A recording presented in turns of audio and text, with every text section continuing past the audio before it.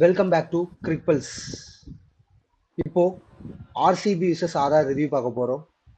Let's start with Suryavanshi. என்ன player, ஹேசல்வுட்டா இருந்தாலும் சரி, Bumrah, Bhuvneshwar Kumar, top quality bowlers யாரா இருந்தாலும் சரி, என்ன பாலா இருந்தாலும் சரி, போட்டு வெளுன்னு வெளுத்து கொடுத்துட்டாரு.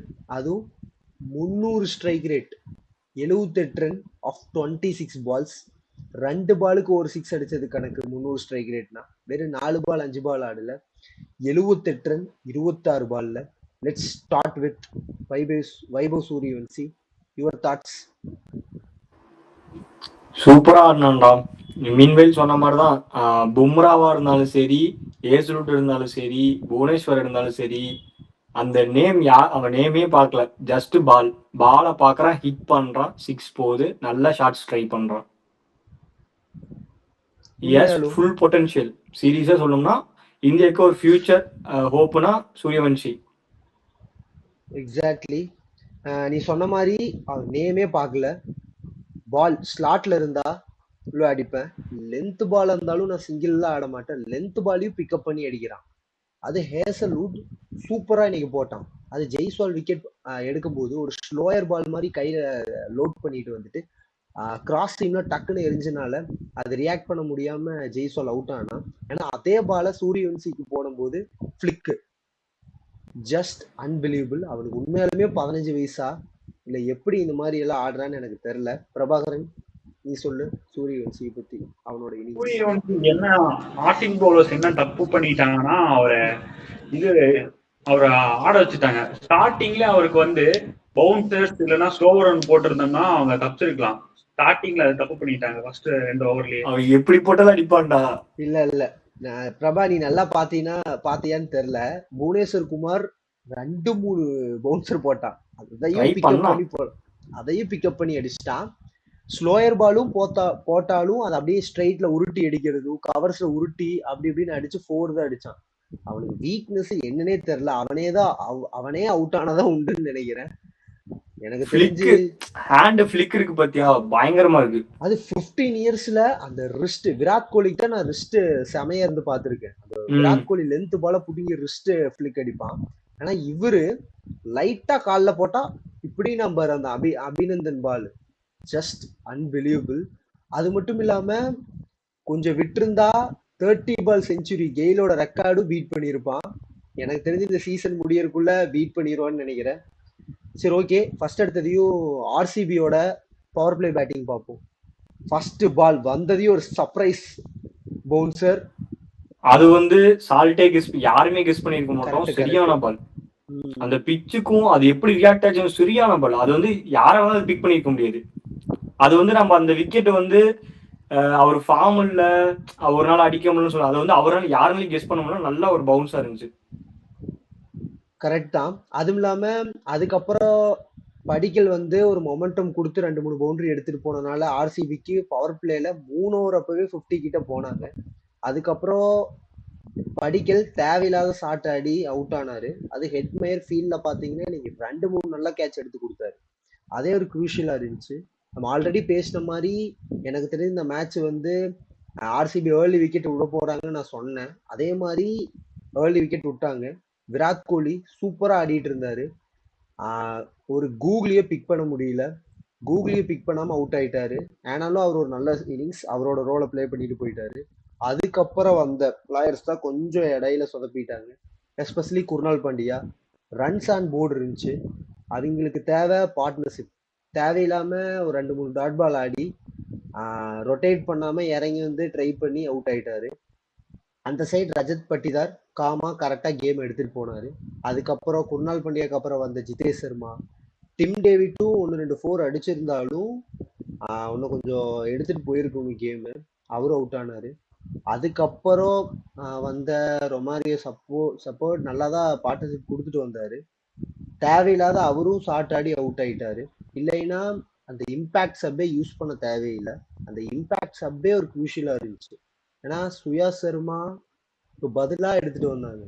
ஒரு எக்ஸ்ட்ரா பேட்டர் தான் ஆட வச்சாங்க. இன்கேஸ் சுயா சர்மா இருந்திருந்தா மேபி ஒன்னு கொஞ்சம் பெட்டரா கூட போட்டிருக்கலாம்.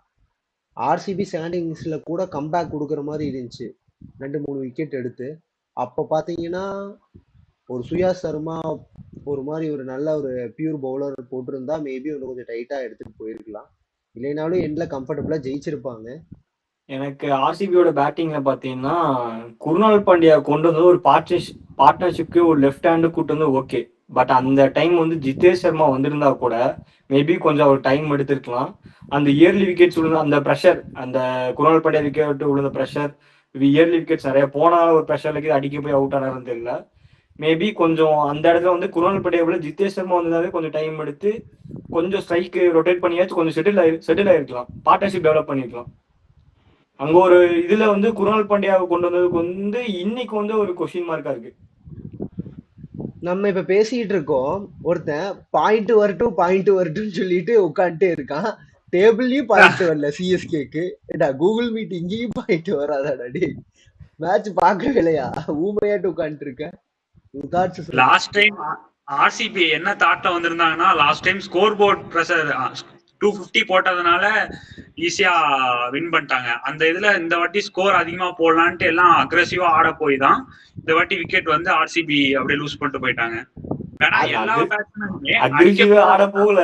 மீன்வேல் என்னன்னா விக்கெட் இயர்லி வந்து பிச்சு வந்து சம்திங் பவுலர்ஸ் அவங்க பவுன்ஸ் போடுறது சரி, பிச்சு கண்டிஷன் சரி, அவங்க அக்ரெசிவால ஆடி எல்லாமே பயங்கரமான ஆடணும் இல்ல, நார்மலா ஆடிட்டு இருந்தாங்க, விக்கெட் லூஸ் பண்ணிருக்காங்க அவ்வளவுதான். மோஸ்ட்லி எல்லாருமே கேட்ச் தான், யாரும் போல்ட் அவுட்ல ஆகல, எல்லாரும் அடிக்க போய் இதான் அவுட் ஆயிருக்காங்க. நான் பிரபாகரன் பாயிண்ட் லைட்டா அக்ரி பண்றேன். குருணால் பாண்டியா விக்கெட்டும் சரி கொஞ்சம் அக்ரெசிவா தான் ரன்னு 6 அந்த ரேஞ்சில 70 கிட்ட இருந்துச்சு. இன்னும் கொஞ்சம் எடுத்துட்டு போயிருக்கலாம் கேம். ஒரு 2 பால் தானே டாட் எடுத்துட்டு போயிருக்கலாம். அதே மாதிரி செப்போடும் அந்த இடத்துல 6 விக்கெட் போயிருந்துச்சு. கடைசி ரெகனைஸ் பேட்ஸ்மேன் ஏன் இன்னும் கொஞ்சம் எடுத்துட்டு போயிருக்கலாம். கடைசி 3 ஓவர்ஸ்னால செப்போர்ட்னால ஒரு ஓவர்லயே 20-25 ரன் அடிக்க முடியும். இன்னும் கொஞ்சம் எடுத்துட்டு போயிருந்தா இன்னும் கொஞ்சம் எஃபெக்டிவா இருந்திருக்கும். ஜிதேஷ் சர்மாக்கு நான் அவரை தப்பு சொல்ல முடியாது. ஒரு சூப்பர் பால், பிச்சும் ஹெல்ப் பண்ணுச்சு அந்த பாலுக்கு. ஸ்கிடான் ஆகி லோ ஆகி அவுட் ஆயிட்டாரு. நல்ல டிசிஷன் ரஜத் பட்டிதார் அந்த இடத்துல ரிவ்யூ எடுக்க வேண்டாம்னு சொன்னது கூட. அந்த விக்கெட் நான் விட்டுருவேன். டிம் டேவிட்டும் அடிக்க போய் தான் அவுட் ஆனார். லைட்டா நான் அவர் பிரபாகரன் சொல்றதை அக்ரி பண்ணுவேன்னு நான் நினைக்கிறேன். நீ ஓவராலா பார்க்கும்போது என்னதான் இன்னொரு பாயிண்ட் ஆஃப் வியூ என்னதான் இருந்தாலுமே இயர்லி விக்கெட்ஸ் போயிருந்தாலுமே able to score 200. குட். அது வந்து ஒரு டிஃபெண்டிங் சாம்பியன்ஸா அது வந்து அவங்க வந்து ரீமார்க் பண்றாங்க. என்னன்னா இப்போ இயர்லி விக்கெட்ஸ் விழுந்தா நான் எப்படி சொல்றேன், ஒரு 160 ஒரு 150 அப்படி வருமோ ஒரு சுச்சுவேஷன்ல கூட 200 கொண்டு வந்தாங்க.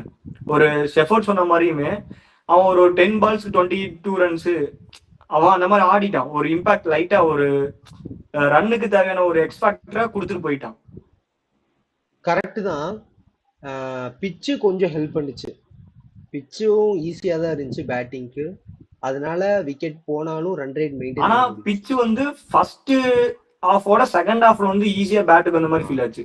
ஆமா, டியூ ஃபார்ம் ஆயிரும் செகண்ட் இன்னிங்ஸ்ல. அதுவும் இல்லாம சூரியவன்சி அங்க பாலே ஸ்விங் ஆக விடல.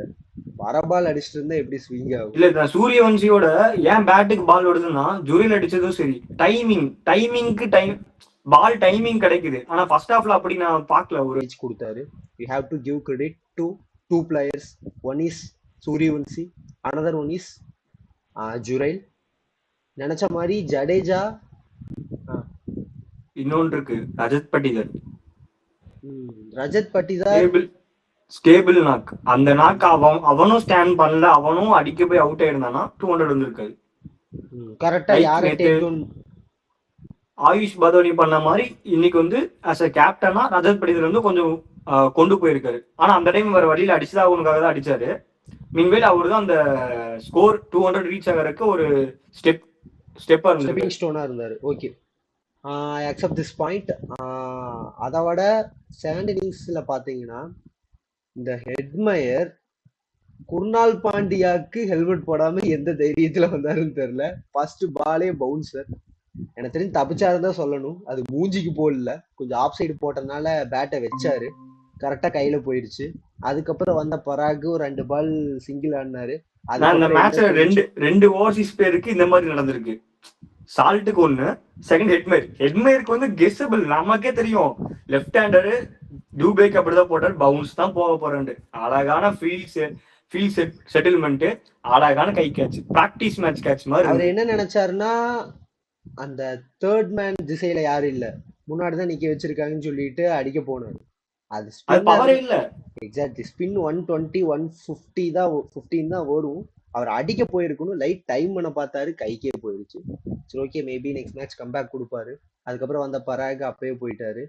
அந்த இடத்துல ஜடேஜா கரெக்டான ஓடிஐ பிளேயர், டெஸ்ட் பிளேயர், கரெக்டா இறக்கி விட்டாங்க. கரெக்டா சிங்கிளா ஆடி ஜடேஜாவை அப்ரிஷியேட் பண்ணோம். கரெக்ட். அவங்க பராக் பண்ண மாதிரி சரி, முன்ன யாராச்சும் எட்மையர் பண்ண மாதிரி அடிக்க போகாம ஸ்ட்ரைக் ரொட்டேட், ஜுரேல் நல்லா ஆடி இருக்கான். அதான் நான் சொல்றேன், ஜடேஜா வந்து எடுத்ததுக்கு இந்த மேட்ச் ரொம்பவே சூட் ஆச்சுன்னு சொன்னேன். கரெக்டான நாக் தேவைப்பட்டுச்சு, அவனோட நாக் கொடுத்துட்டான். அடிக்க போகாம கரெக்டா ரொட்டேட் பண்ணி பரவாயில்ல. அவனும் பவுலிங்கும் ஒரு டீசெண்டா போட்டான், ஃபீல்டிங்கும் நல்லா பண்ணாரு. நெக்ஸ்ட் பாத்தீங்கன்னா 2 ஓவர்ஸ் பேர போய் அடிச்சிட்டாங்க. ஒண்ணுமே ஈஸியா முடிச்சிருப்பாங்க, சூரியவன்சி விக்கெட் எடுக்கலனா. அவரு எப்படி எனக்கு தெரிஞ்சு 100 ஈஸியா அடிச்சிருப்பாரு. அவரே 30 பாலுக்குள்ள அடிக்கணும்னு சொல்லிட்டு அந்த பாலை அடிக்க போய், இல்லாத பால் அடிக்க போய் கோலி ஒரு நல்ல கேட்ச் பிடிச்சாரு. குர்னால் பாண்டியா 2 விக்கெட் எடுத்து கொஞ்சம் உள்ள கொண்டு வந்தாரு. கன்சிஸ்டண்டா குர்னால் பாண்டியாவும் எப்பெல்லாம் தேவையோ விக்கெட் எடுத்து கொடுக்காரு. பவுலிங்ல ஓரளவுக்கு நல்லா இம்ப்ரூவ் ஆயிட்டாருன்னு தான். ஆர்சிபி பவுலிங்ல நெக்ஸ்ட் மேட்ச் கன்ஃபார்ம் ஒரு சேஞ்ச் பண்ணுவாங்க. அபினன் சிங் வந்து they will be remove. நானும் நிறைய பாத்துட்டாங்க. இப்ப என்ன அபினன் சிங் எப்படி இருக்குன்னா, ஒரு சைனி, ஒரு சிராஜ், வாரிவல் சிராஜ், அப்ப இருந்த சிராஜ், அப்படி பாக்குற மாதிரி இருக்கு எனக்கு அபினன் சிங். சீரியஸா எப்படி என்ன பால் போடுற ஒரு லென்த் இல்ல, எப்படி என்ன போறான்னு அவனுக்கும் தெரிய மாட்டேங்குது, நமக்கும் கெஸ் பண்ண முடியல. அசால்ட்டா போடுறான், டக்குன்னு போடுறான், டைம் எடுத்துக்க மாட்டேங்கிறான். ஆர்சிபிக்கு யாஸ் தயால் ரொம்ப பெரிய மிஸ். யாஸ் தயால் மட்டும் இருந்தா எப்படியோ ஒரு 4 overs 30 நிறுத்திருப்பான். இவன் பாத்தீங்கன்னா 3 ஓவருக்கே 45-50 கொடுக்குறாரு. எனக்கு தெரிஞ்சு they will go for Rashik Dar or they will be playing 3 overseas player. Surya Sharma will be in playing 11. Shefford or Jacob Duffy will be a changing point. They will be include because away matches இருக்கு, பெங்களூர் மேட்சஸ்னா கூட okay, away matches இருக்கு. So they will be choosing of pacer, overseas pacer போக வாய்ப்பு இருக்கு. 50-50 இருக்கு, chances இருக்கு. எனக்கு தெரிஞ்சு ரஷிக் தார் வரக்கு வாய்ப்பு இருக்கு. சான்ஸ் கொடுத்து பார்ப்பாங்க. நான் ஆல்ரெடி ப்ரூவன் கமாடிட்டி தான், ஓரளவுக்கு டீசெண்டா போட்டிருக்காரு. இவர் அளவுக்கு ரன் கொடுக்காம இருந்தாவே ஆர்சிபிக்கு ஓவராலா இல்ல. அப்படி சான்ஸ் கொடுக்கற மாதிரி இருந்தா ஏன் ரஷிக் தார் முன்னாடியே இன்வால்வ் பண்ண எனக்கு தெரியல. எனக்கு தெரிஞ்சு அதை விட இவர் பெட்டரா பெர்ஃபார்மன்ஸ் கொடுத்த மாதிரி காமிச்சிருக்கணும். மேபி நெட்ஸ்லயோ இல்ல பிராக்டிஸ் மேட்சஸ்லயோ. இல்ல ரஷிக் தாருக்கு already he had played at DC MI விளையாண்டிருக்கான். he has some kind of experience. அவனை கொடுக்காம எனக்கு கொடுத்தாங்க, ஏதோ அவன்கிட்ட இருக்குன்னா கொடுத்துருக்காங்க. பட் அவனை தாண்டி இவனுக்கு இருக்குன்னா கொடுக்குறப்ப அவனுக்கும் இப்ப அவனோட ஆவரேஜா தான் இவன் இருக்கனாலதான் கொடுத்துருக்காங்க. So I think so maybe நீ சொன்ன மாதிரி ரஷிக் தார் வந்து ஒரு மேட்ச் ட்ரை பண்ணலாம். எக்ஸ்பென்சிவ் இருந்தா they will sure go for Jacob டஃபியை. நல்லா போறவனா உட்கார வைக்க மாட்டாங்க. சரி, நீ சொல்ற பாயிண்ட்க்கு நான் வரேன். அதே மாதிரி ஆர்சிபி வந்து ரஷிக் தாரை விட இவனுக்கு சான்ஸ் கொடுக்குறாங்கன்னா ஏதோ பாத்துருக்காங்க இவனுக்குன்னு.